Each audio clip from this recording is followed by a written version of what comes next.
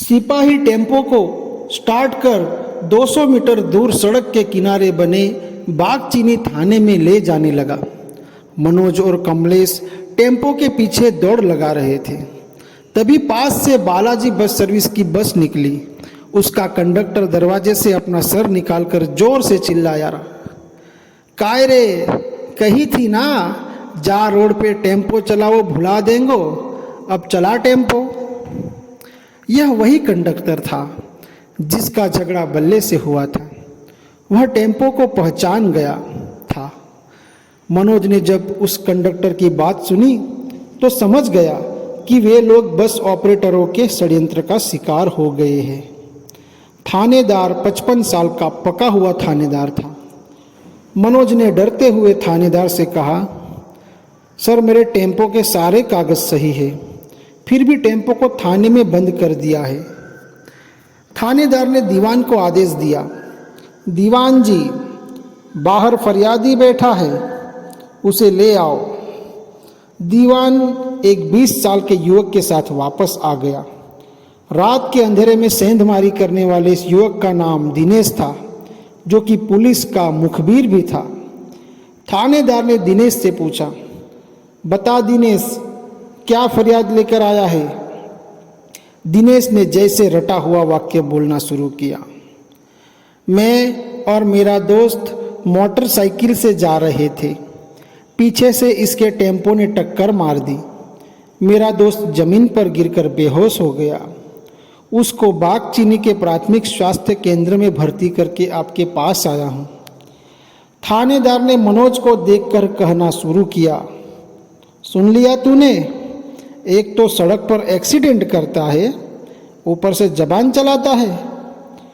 मनोज रुआंसा होते हुए बोला, ये आदमी झूठ बोल रहा है, हमसे कोई एक्सीडेंट नहीं हुआ। थानेदार अब अपने असली रूप में आ चुका था। चुप साले, बंद करो दोनों को अंदर। जेल में सड़ोगे तब पता चलेगा कि एक्सीडेंट किया है कि नहीं। बालाजी बस सर्विस के मालिक से प्राप्त फीस के बदले थानेदार ने अपना काम बखूबी कर दिया था। मनोज और कमलेश के पैरों तले जमीन खिसक गई। दोनों के आंसू बहने लगे, पर थानेदार नहीं पसीजा। दोनों को दीवान ने लॉकअप में बंद कर दिया। दोनों का रो रो कर बुरा हाल हो रहा था। वे डर के मारे कांप रहे थे। उन्हें समझ नहीं आ रहा था कि अब कहाँ जाए, किससे मदद मांगे। 2 घंटे के बाद दीवान ने उनसे कहा, तुम दोनों को रात भर थाने में ही बंद नहीं कर रहे हैं, यही गनीमत है। थानेदार साहब बहुत रहमदिल है, अब जाओ, लेकिन अब यह टेम्पो तो कोर्ट से ही मिलेगा। कोर्ट से छूटने के इंतज़ार में कई टेम्पो थाने के बाहर खड़े कबाड़ में तब्दील हो रहे थे। दोनों समझ गए कि अब कोर्ट से छूटने का मतलब है कि उनका टेम्पो भी यहाँ खड़े खड़े कबाड़ हो जाएगा। थाने से छूटने के बाद दोनों अपनी जान बचाकर भागे। दोनों का पुलिस से यह पहला सामना था। उनके लिए थाना रक्षक नहीं, भक्षक बना था। रात हो गई थी, इसलिए अब कोई बस या टेम्पो सड़क पर नहीं था। 10 किलोमीटर पैदल चलकर दोनों अपने गांव पहुंच गए।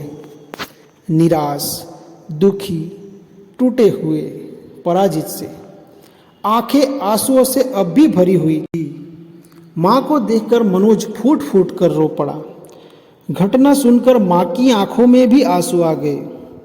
घर को पटरी पर लाने की उम्मीद जो कुछ दिनों से बन रही थी, अचानक चकनाचूर हो गई। पर माँ ने हिम्मत नहीं हारी। उसने मनोज को दिलासा दिया, सब ठीक हो जाएगा, तू चिंता ना करे। रात भर मनोज छत पर पड़ा रहा। उसे नींद नहीं आई। जागता रहा वह सारी रात। चैप्टर 6। रात बीत चुकी थी, सुबह हो चुकी थी। कल की बेबसी ने जो आंसू बहाए थे वह सूख चुके थे। जिन सपनों को लेकर नया व्यवसाय शुरू किया गया था वह सपना टूट गया था। पिछले 1 महीने में आर्थिक रूप से कमज़ोर परिवार को संभालने की कोशिश की जा रही थी। पर अचानक सब बिखर गया। मनोज चाहता था कि कोई उसके मन में उमड़ घुमड़ रहे तूफान को थाम ले। वह अपने दोस्त राकेश के घर चला गया।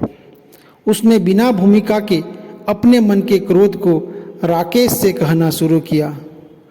जो लोग मेहनत करके ईमानदारी से 2 वक्त की रोटी कमाना चाहते हैं, उनको ही पकड़ के थाने में बंद कर दिया जाता है।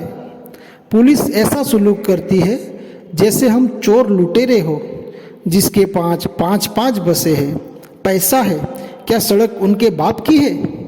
गरीब अपना टेम्पो न चलाए? इतना कहकर मनोज ने राकेश को कल की पूरी कहानी सुनाई। राकेश ने मनोज को अधिक गंभीर होते देखा तो वह माहौल को हल्का करने की कोशिश करने लगा। कोई नई बात बता, ये तो सब जानते। आज तेरे साथ घटना घट गई तो तू परेशान है रहो है।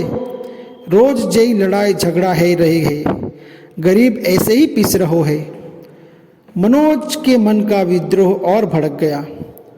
पर ये तो गलत है ना, जो ईमानदारी से मेहनत से अपना काम कर रहा है उसे क्यों सताया जाता है।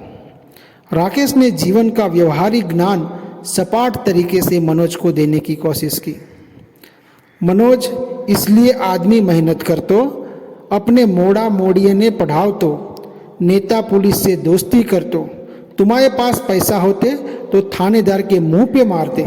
तुम्हें नेता, विधायक, कलेक्टर, एसपी जानते तो वे थानेदार से तुम्हारी सिफारिश कर देते। पर तुम हो ठन ठन गोपाल, कोई न जानतो तुम्हें, न तुम जानते काहू को। मनोज को यह कड़वी बात पसंद नहीं आई। मतलब पुलिस की कोई जिम्मेदारी नहीं है कि झूठे केस न बनाए, गरीबों पर अत्याचार न करे। वह नियम और सिद्धांत की बात ही पकड़े हुए था, लेकिन राकेश ने कठोर सच्चाई उसके सामने रख दी। तेरे जैसे लोग गाड़ीबाजी ना कर सकत, सवारी बिठाने के चक्कर में गोली भी चल सकती है। पिछले महीना जौरा पुलिया पे चली ना हती गोली, एक टेम्पो वाले की झांग में घली हती। तू रहन दे, लड़ाई झगड़ा, पुलिस कचहरी, सड़क पे मारपीट जे तेई बस के ना है। मनोज कल से जिस घटना के कारण इतना परेशान था, उस घटना को राकेश ने बहुत ही चलताऊ और रोजमर्रा की घटना मान लिया। पर थानेदार की शक्ल याद करके मनोज को रह रह कर क्रोध आ रहा था। पर मैं उस थानेदार को भूल नहीं सकता। राकेश भी अपने सिद्धांत पर डटा रहा। तो न भूल, सब थानेदार ऐसे ही होते हैं, राजा हरिश्चंद्र ना होत। कुछ अच्छे भी होंगे जो सही काम करते होंगे, झूठे केस नहीं बनाते होंगे, कानून के रक्षक होंगे। मनोज के मन में कल्पना की। मनोज की व्यथा अंधकार में प्रकाश की खोज कर रही थी। कहीं से वह आश्वासन चाहता था कि न्याय की पक्षधरता अभी जिंदा है, पर राकेश उसे यह तसल्ली किसी तरह देने को तैयार न था। अच्छे थानेदार मैंने तो ना सुने, पर मैंने सुनो है कि एसडीएम दुष्यंत सिंह गरीबन की सुनतो है, ईमानदारी से काम करतो है। बड़ी तारीफ सुनी है। तू तो एसडीएम दुष्यंत सिंह से मिल ले, हो सकत है टेम्पो छूट जाए। मनोज को राकेश की यह सलाह पसंद आई। दुष्यंत सिंह के नाम से उसे उम्मीद दिखने लगी।